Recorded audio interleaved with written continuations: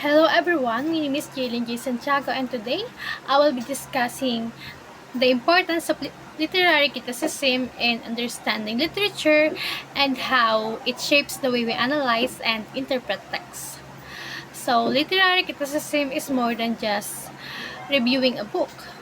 It provides us with frameworks and to explore deeper meanings, uncover hidden themes, and engage with literature from different perspectives.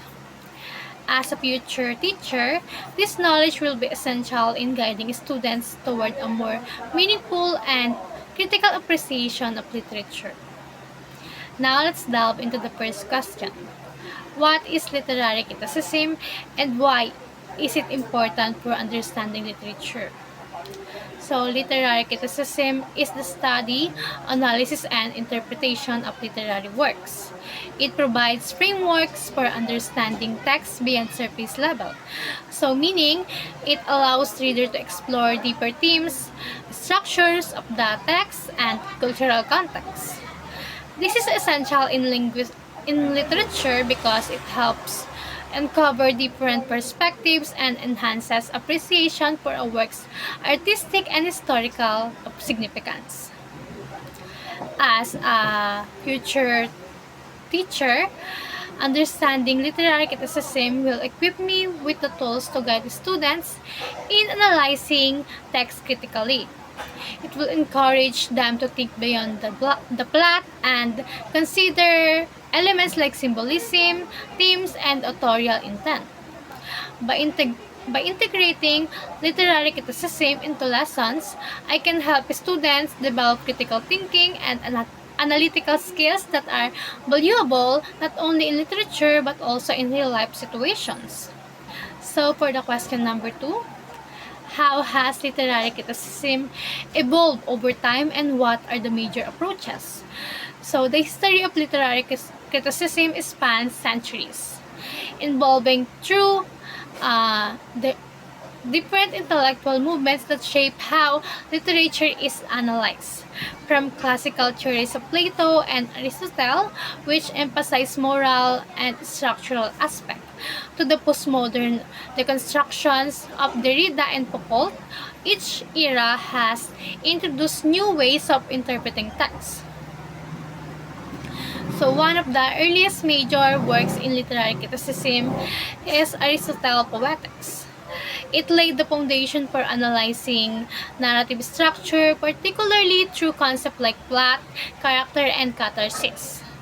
During the Romantic era, criticism shifted toward valuing emotion and imagination, highlighting individual expression over rigid structures.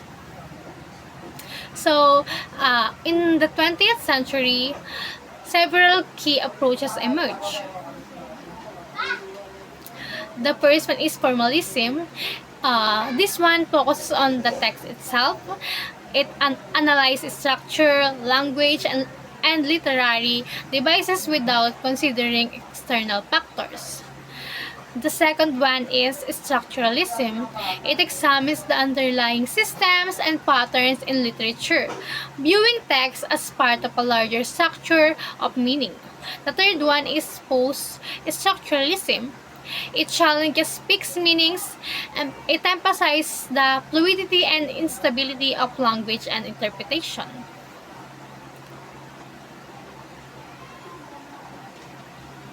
So these approaches demonstrate how literary criticism has continuously adapted to societal changes and intellectual movements. As a teacher, applying these methods in the classroom will help students to engage with text from multiple perspectives, whether by analyzing narrative techniques through formalism or questioning meaning through post-structuralism approaches. So for the question number 3, what are the key concepts in literary criticism and how do they shape our understanding of text? So the key concepts in literary criticism include the text, the written work itself, which serves as the foundation for analysis. The second one is the context, the historical, cultural, and social background surrounding a text. Subtext is a third one.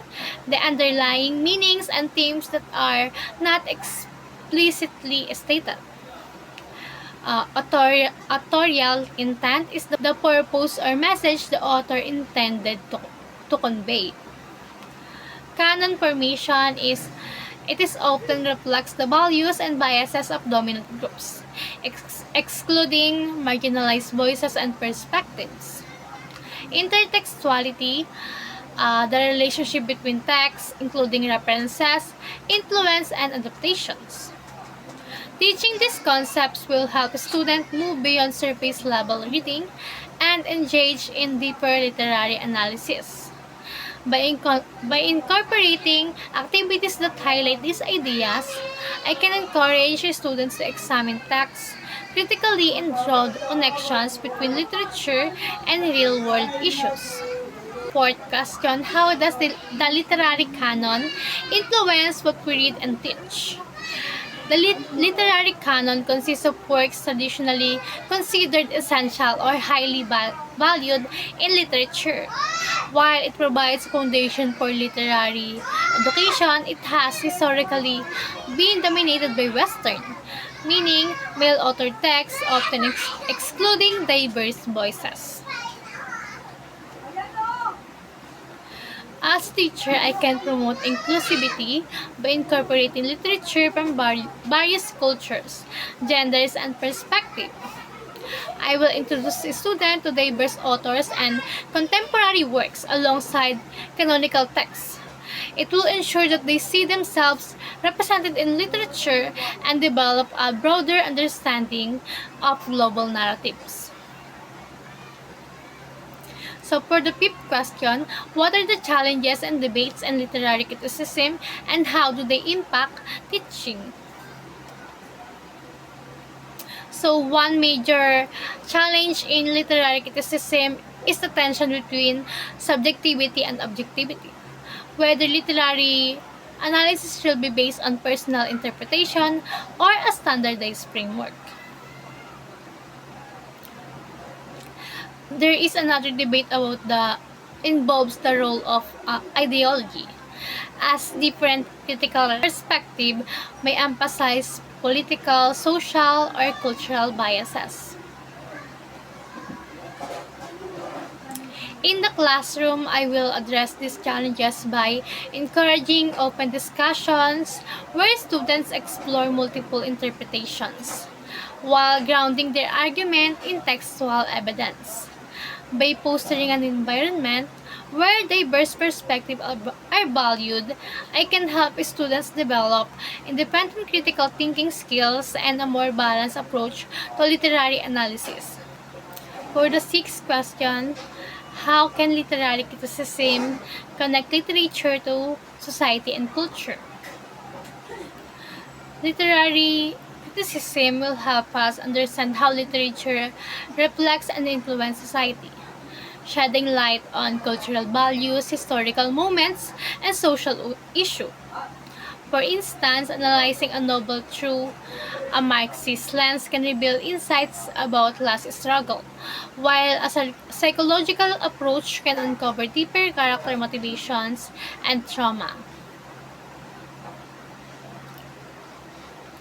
In my classroom, I will use literature to encourage students to explore social issues such as gender equity, colonialism, and human rights. By making connections between text and real-world experiences, students will see literature as more than just a story. It will become a tool for understanding and engaging with the world around them. They will also gain knowledge about the past. For the last question, what is your biggest takeaway from studying literary criticism and how will it shape your teaching philosophy? So my biggest takeaway from studying this module, literary criticism, is that it is important for students to acquire these skills as it will help them develop critical thinking. Understanding and learning literary criticism will allow me and my future students to appreciate literature not just on its surface but on a deeper level. They will also gain multiple perspective that will teach me to be open to diverse interpretations, as not everyone will have the same perspective on a text. I aim to create a learning environment where literature is not just analyzed but also experienced and appreciated, as it also reflects human experiences and struggles.